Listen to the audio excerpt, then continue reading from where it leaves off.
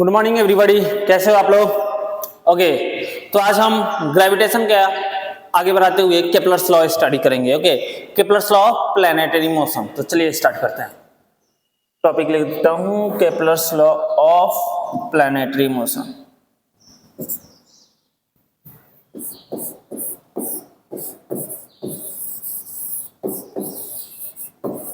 Kepler's laws of planetary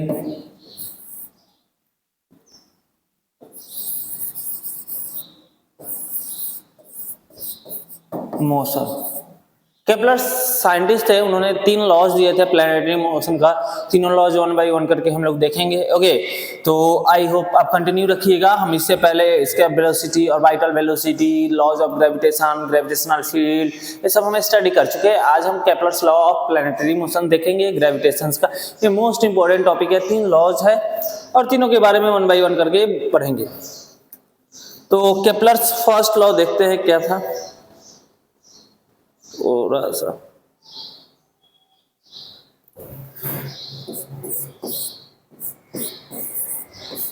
first loss,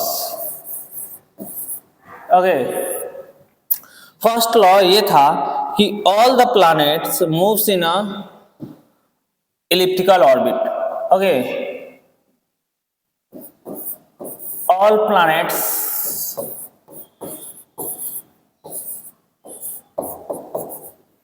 moves in a elliptical orbit.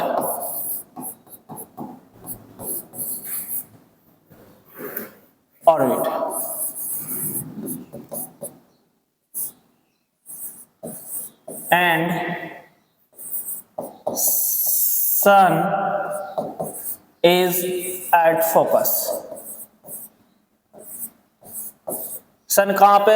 Focus पे। जो भी planet है, सारे प्लैनेट इलिप्टिकल ऑर्बिट में मूव करते हैं और इवॉल्व करते हैं अराउंड द सन। सन कहाँ पे होता है? फोकस पे। तो समझते हैं इलिप्टिकल ऑर्बिट होता क्या है। ओके, तो एक इलिप्स है, एक इलिप्स है। ओके,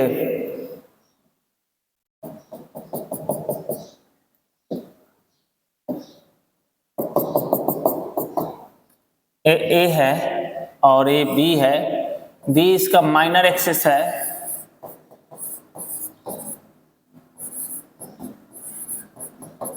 और ए इसका मेजर एक्सिस है।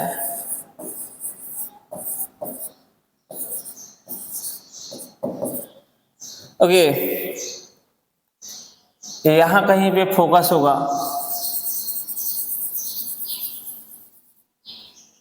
फोकस होगा, ये क्या है? फोकस है। ओके, तो सन कहाँ पे मूव करता है? सन कहाँ पे रहता है? फोकस पे। प्लैनेट क्या होंगे? इसके चारों तरफ इलिप्टिकल ऑर्बिट में मूव करेगा। अगर ये सन है तो कोई प्लैनेट है से पी, तो इस तरह से मूव करेगा और ऐसे ही चक्कर लगाएगा। ओके, तो कुछ और इलिप्स के बारे में समझते हैं। इलिप्स के बारे में थोड़ा सा और इंफॉर्मेशन लेते हैं। ओके, ये इलिप्स है।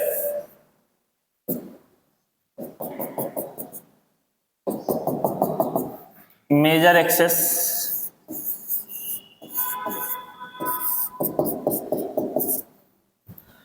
माइनर एक्सिस,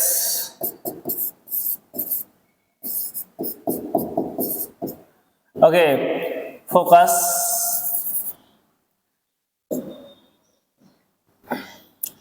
ए कोऑर्डिनेट है 0 माइनस ए कोमा 0। ओके, और ए डिस्टेंस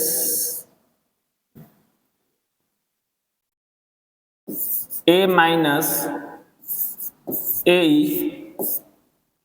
और ये डिस्टेंस ए प्लस ए। ओके, इस पॉइंट को बोलते हैं, जो पास वाला होता है, पेरिहिलियन।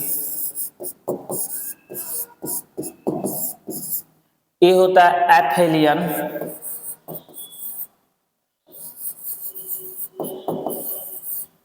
ओके, फारदेस्ट डिस्टेंस को एपहेलियन बोलते हैं। जब नियरेस्ट सन से जो नियरेस्ट डिस्टेंस होता है पेरिहेलियन, यहीं पे एपोजी होता है। और यहाँ पे पेरिजी, पेरिजी मतलब उस दिन बहुत छोटा होगा और एपोजी उस दिन बहुत बड़ा होगा। ओके, क्योंकि उस दिन प्लैनेट अर्थ सन से फारदेस्ट डिस्टेंस पे होगा, फारदेस्ट मोस्ट पॉइंट पे होगा। और उस दिन पेरिहेलियन के दिन, पेरिजी के बाद दिन प्लैनेट सन से बहुत क्लोज होगा। ओके, ये होता है एरिया, होता है एरिया लिख लीजिएगा पाई ए बी। ओके, तो ये होता है अपना इलिप्स का बातें जो मैं आपको बता चुका हूं। ओके, अब बात आते हैं केपलर्स के फर्स्ट लॉ पे। केपलर्स ने बोला था कि all the planets moves in a elliptical orbit, a sun is at the focus. जितने भी प्लैनेट हैं वो कौन से ऑर्बिट में मूव करेंगे? इलिप्टिकल ऑर्बिट में मूव करेंगे। मान लीजिए एक प्लैनेट है, यहाँ गया, यहाँ गया, यहाँ जाते जाते जाते जाते जाते जाते फिर यहाँ पे आया। ओके, तो इलिप्टिकल ऑर्बिट में सन के चारों तरफ सारे प्लैनेट्स ऑर्बिट करेंगे। ओके, सर्कुलर ऑर्बिट नहीं बल्कि इलिप्टिकल ऑर्बिट में मूव करते हैं, रोटेट करते हैं, रिवॉल्व करते हैं। चलिए सेकेंड लॉ बोलते हैं, सेकेंड लॉ देखते हैं।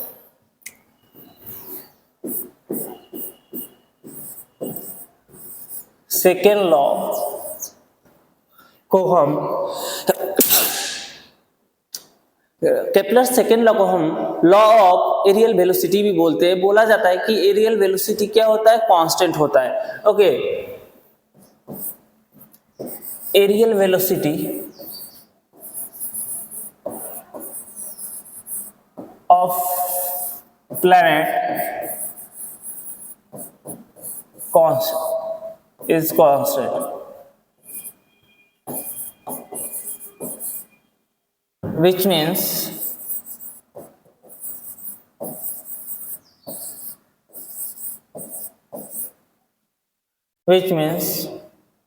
all the planet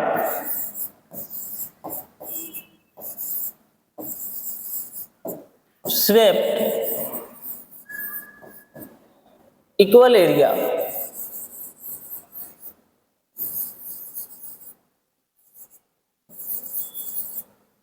in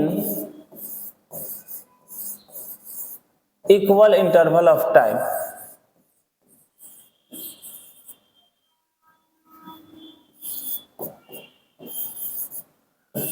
dA by dt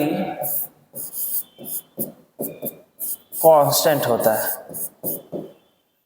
constant. dA by dt होता है क्या है?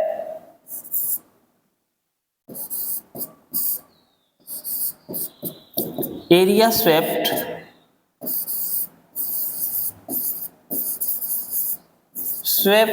एयर कवर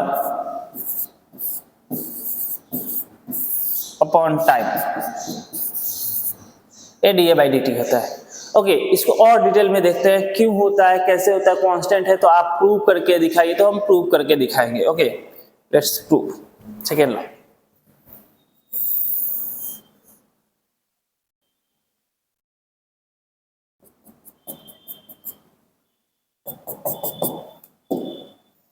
यहां पे सन है।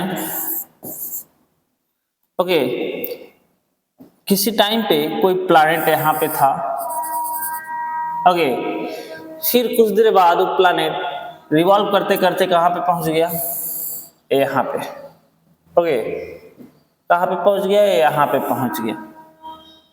टीटी टाइम में प्लैनेट भी वेलोसिटी से मूव करते हुए पहुंच गया यहां पे। ओके, तो ये जो एरिया स्वेप्ट किया है,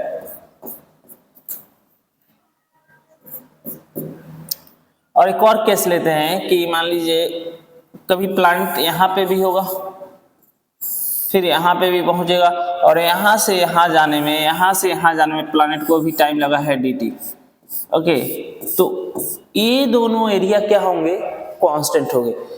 dt टाइम में अगर प्लैनेट यहाँ से यहाँ पहुंचता है और फिर सेम टाइम इंटरवल में यहाँ से यहाँ जाता है, तो ये वाला एरिया स्वेप्ट किया हुआ और ये वाला एरिया स्वेप्ट किया हुआ दोनों क्या होगा? इक्वल होगा। यही है second law of Kepler second law of planetary motions, जिसे केपलर्स लॉ भी बोला जाता है, और प्रूव करके दिखाते हैं क्यों होता है। चलिए आते प्रूफ की तरफ।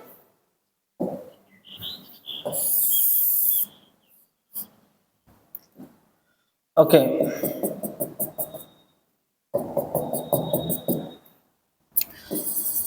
यहाँ पे अपना सन है, कोई प्लैनेट t इक्वल टू 0 पे यहाँ पे था, ये आर वेक्टर है। ओके, इसका वेलोसिटी भी इधर है, वेलोसिटी वेक्टर टेंजेंशियल वेलोसिटी से मूव कर रहा है। ओके, कुछ देर बाद वो प्लैनेट पहुंच गया यहाँ पे। ओके, तो हमें प्रूव करना है कि एरियल वेलोसिटी कांस्टेंट है। ओके, एरियल वेलोसिटी कांस्टेंट है। ओके, तो अगर मान लीजिए DA by D T, okay, मैं इसका एरिया लिखना चाहता हूँ, डीए लिखना चाहता हूँ, तो एरिया कितना लिखूंगा? एरिया इसका लिखूंगा, मैं इसका एरिया लिखूंगा, मान लीजिए ओके ए थीटा है, ए डिस्टेंस कितना होगा, dt टाइम के लिए चला है तो ए हो जाएगा v dt, तो ए कितना हो जाएगा theta 90 minus theta. Okay, theta A theta हुआ, ए 90 माइनस थीटा, तो ए थीटा, तो ये डिस्टेंस ए हो जाएगा v dt साइन थीटा। मैं जूम करके फिर से आपको समझाता हूं।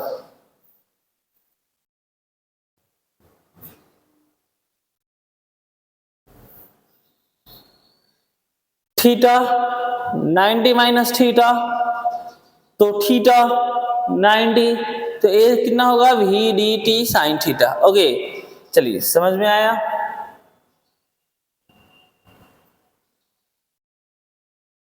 चलिए अब देखिए, एरिया बराबर होता है, ट्रायंगल का एरिया होता है half into base into half height, तो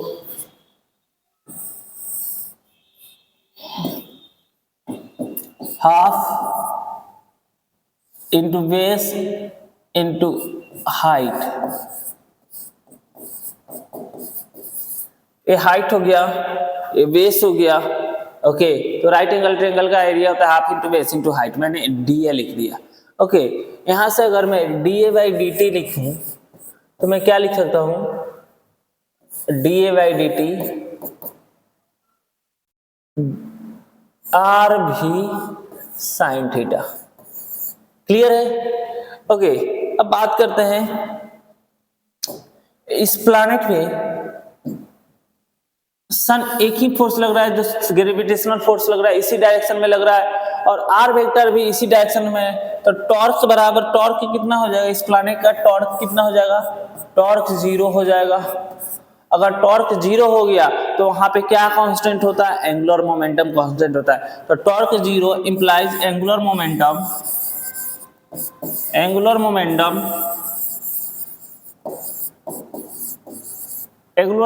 ऑफ प्लैनेट कांस्टेंट।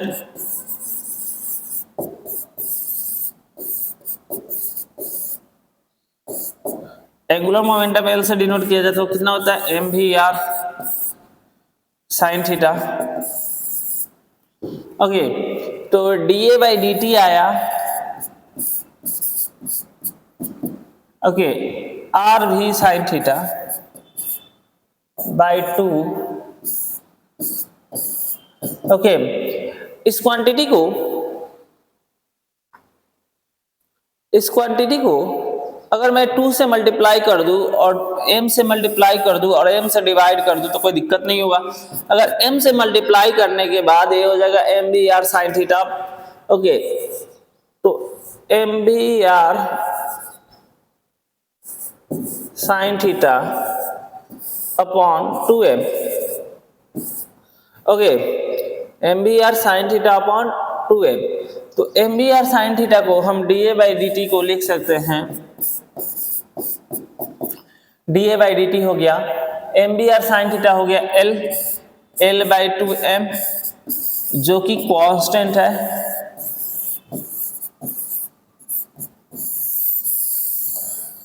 तो केपलर सेकेंड लॉ बोलता है कि angular areal velocity of a planet is a constant, means angular momentum of planet is a constant. okay, the aerial velocity dA by dt कितना आया, L by 2m, जो constant है. Okay यही था second law. अब third law की बात करते हैं, Kepler's third law.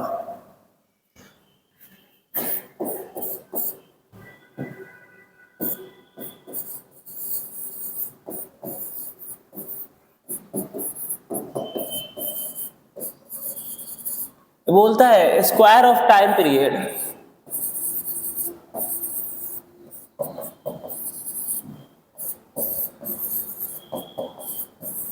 is directly proportional to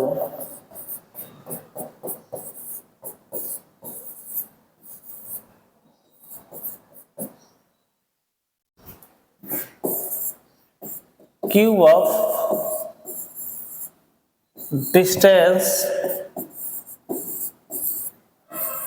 from sun या फोकस.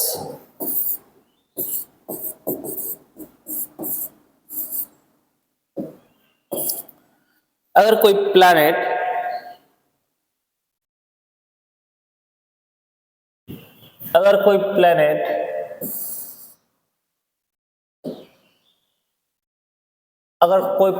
इलिप्टिकल मोशन कर रहा है, इलिप्टिकल ऑर्बिट कर रहा है, इलिप्टिकल मोशन कर रहा है. ओके ये सन है. कोई प्लैनेट r डिस्टेंस पे है. ओके तो हम बोल सकते हैं कि square of time period is directly proportional to cube of distance. अगर सर्कुलर मोशन कर रहा है, ओके क्यूब ऑफ डिस्टेंस. अगर ये भी बोल सकते हैं square of time period is directly proportional to cube of major axis. और इसी लॉ को यूज करके टाइम पीरियड अदर प्लैनेट का कैलकुलेट किया जाता है. अगर एक प्लैनेट का दिया हो तो हम दूसरे प्लैनेट का इसी लॉज का यूज करके square of time period is cube of major axis या डिस्टेंस या रेडियस, अगर सर्कुलर मोशन कर रहा है. इसी से हम लोग निकाल सकते हैं बहुत सारे प्लैनेटरी मोशन का. हमने टाइम पीरियड बहुत बार नीट जेई का मैं PYQ सॉल्व कराया था, उसमें इतने क्वेश्चन भरे हुए थे. हर एक 2019 2020 21 22 23 एक 10 या 12 क्वेश्चन मतलब हर शिफ्ट में थे. ओके तो आई होप आपको समझ में आ गया होगा तीनों law, first law, second law, third law. तो यही था केपलर्स का तीनों law. Thank you and have a nice day.